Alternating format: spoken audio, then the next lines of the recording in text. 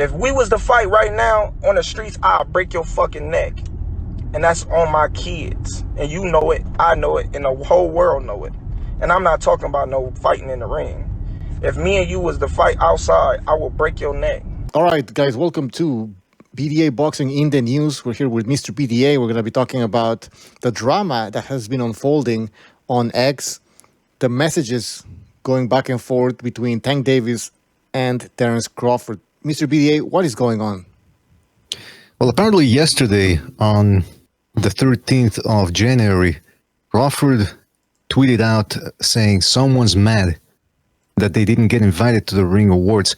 And he was alluding or referencing Tank Davis, because Tank Davis, the 2 days previous to that, had been throwing fits on Twitter about how he didn't need to go to Ring Magazine Awards, he doesn't need to. And then he threw, like they say in the streets, shade at Crawford, saying, you know, those guys, talking about Crawford and Canelo, need to go overseas to make money.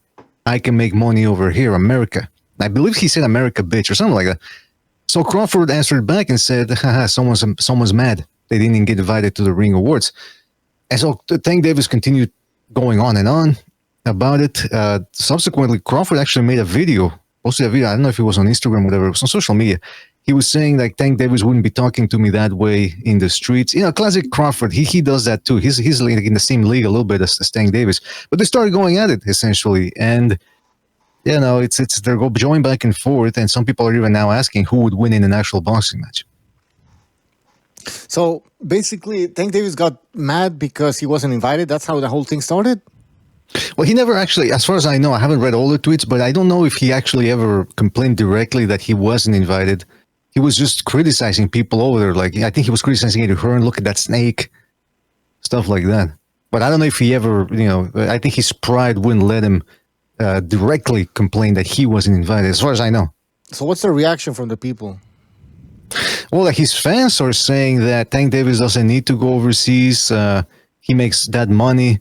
Because people started then saying, well, you know, Tank Davis, his resume pales in comparison to Crawford's. And then the Tank Davis fan said, well, he said it multiple times. He don't care about the belts. He cares about that bag. And like I said in yesterday's episode on the 13th of January, Bucho, that like, I don't know where they get this stuff that Tank Davis makes more money than everyone else. I tried looking up the official Nevada State Athletic Commission release about how much Tank Davis was paid for the Frank Martin fight. I couldn't find it. All I could find was different reports. Some said he made $2 million or $3 million. That was his guarantee. And that he could make more. Some said 10 million. So how do you go from 10 to 3 million to 10 million? The one that said 10 million referenced that he would be making that amount if because there was some pay-per-view upside for him, some percentage. He would have to do about 800,000 pay-per-view buys, which we know he ain't even coming close to doing 300,000. The rumors are that he's doing under 200,000. So at best, let's say he's making 5 million. Is that you know? Let's say he's making $5 million. So is he making that much more money than everyone else? You know, and he could be making more in top opposition.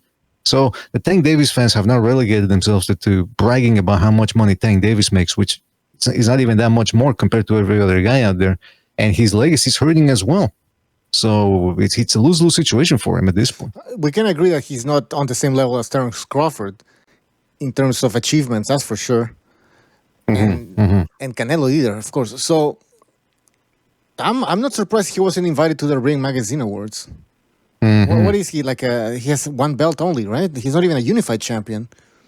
Never unified, never fought a fellow pound for pounder. Yeah, you know, all the things that they were criticizing Inoue for. It's like, oh, has he ever beaten at that pound for pounder? Who's he beaten that was a pound for pounder? It's like, well, you know, who did Terence Crawford beat to be a pound for pounder? Who did Errol Spence beat to be a pound for pounder too? Because that's what, you know, Errol Spence, the only pound for pounder he beat was Mikey Garcia.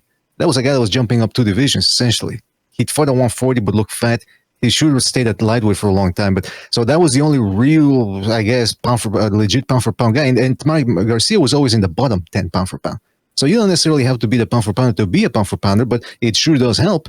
And Tank Davis, just like Inoue, like they were criticizing Inoue, has never beaten a pound for pound guy. So how does he deserve to be in that pound for pound list? I'd like to ask Tank Davis fans that.